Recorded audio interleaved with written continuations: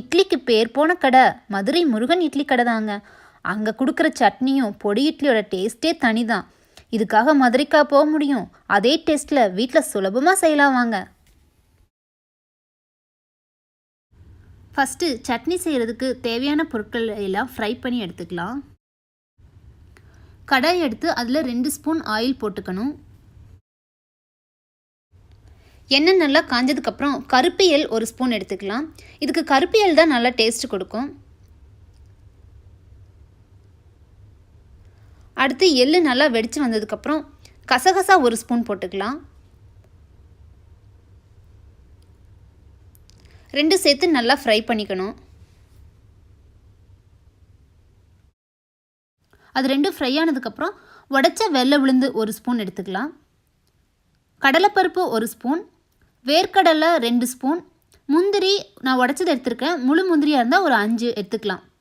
எல்லாத்தையும் இது கூடயே போட்டு ஃப்ரை பண்ணிக்கலாம்.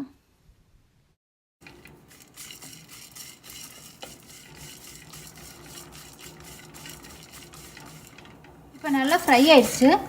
இதில் இந்த சைஸ் சின்னதாக ஒரு புளி கொஞ்சம் போட்டுக்கலாம். 6 பல் பூண்டு அதுவும் போட்டுக்கலாம். போட்டு இதை கொஞ்சம் நேரம் ஃப்ரை பண்ணிக்கலாம். ஒரு பெரிய வெங்காயம் பொடி பொடியாக கட் பண்ணதை எடுத்துக்கலாம்.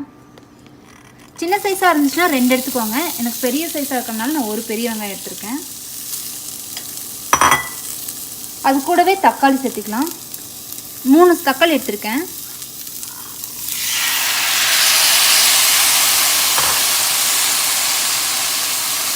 அது கூடவே கொத்தமல்லி இலை கொஞ்சம்.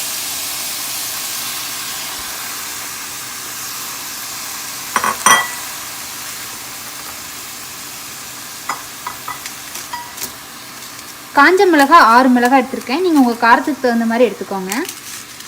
அதுவும் போட்டுக்கலாம். எல்லாம் போட்டு நல்லா ஃப்ரை பண்ணிக்கலாம். இப்போ இது நல்லா ஃப்ரை ஆயிடுச்சு. அடுத்து நம்ம சட்னிக்கு தேவையான அளவு சால்ட் சேர்த்திக்கலாம். இது ஆறட்டும். ஆறுனதுக்கப்புறம் சட்னி அரைச்சிக்கலாம். இந்த டைமில் நம்ம பொடி இட்லி ரெடி பண்ணிக்கலாம். நான் சட்னிக்கு ஃப்ரை பண்ணுறதுக்கு முன்னாடியே இட்லி ஊற்றி வச்சிட்டேன். அது ரெடி ஆயிடுச்சு. இப்போ அதெல்லாம் எடுத்துக்கலாம். நான் மினி இட்லி எடுத்திருக்கேன். உங்கள்கிட்ட பெரிய இட்லி பிளேட் தான் இருக்குன்னா அதையே செஞ்சுக்கலாம். பெரிய இட்லியை 4 பீஸாக கட் பண்ணி எடுத்துக்கோங்க. இப்போ எல்லா இட்லியும் எடுத்துட்டோம். அடுத்து பொடி இட்லி செய்யலாம். பொடி இட்லி செய்கிறதுக்கு ஃபஸ்ட்டு ஒரு பேன் எடுத்துக்கணும். அதில் 2 ஸ்பூன் நெய் போட்டுக்கலாம். நெய் நல்லா உருகி வந்ததுக்கப்புறம் நம்ம செஞ்சு வச்சுருக்க மினி இட்லியை இதில் போட்டுக்கணும்.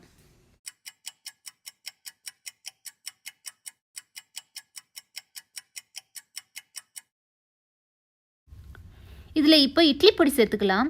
இது பார்த்திங்கன்னா நான் வீட்லேயே செஞ்ச இட்லி பொடி. இட்லி ஃபுல்லாக கோட் ஆகிற அளவுக்கு நிறைய சேர்த்துக்கலாம். நான் ஒரு 3 ஸ்பூன் சேர்த்துருக்கேன். அப்போ தான் இட்லி நல்லா டேஸ்ட்டாக இருக்கும். இட்லி பொடி எல்லா இட்லிலையும் கோட்டாகி இட்லி நல்லா சூடாகிற அளவுக்கு ஃப்ரை பண்ணால் போதும். இப்போ ரெடி ஆயிடுச்சு. ஒரு பவுலில் எடுத்து போட்டுக்கலாம். சட்னி ரெடி ஆயிடுச்சு. நம்ம அடுத்து தாளிச்சுக்கலாம். தாளிக்கிறதுக்கு எண்ணெய் 2 ஸ்பூன் போட்டுக்கலாம். எண்ணெய் காஞ்சதுக்கப்புறம் கடுகு 1 ஸ்பூன் போட்டுக்கலாம்.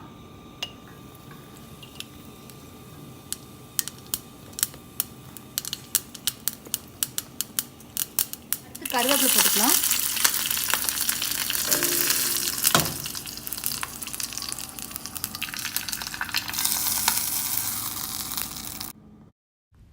இந்த சட்னியும் பொடி இட்லியும் காம்பினேஷன் சூப்பராக இருக்குங்க. நீங்களும் செஞ்சு பார்த்துட்டு கமெண்ட் போடுங்க. Health is wealth. ஹெல்த்தியாக சாப்பிடுங்க, வெல்த்தியாக இருங்க. இந்த வீடியோ பிடிச்சிருந்தா நம்ம சேனலை சப்ஸ்கிரைப் பண்ணிடுங்க.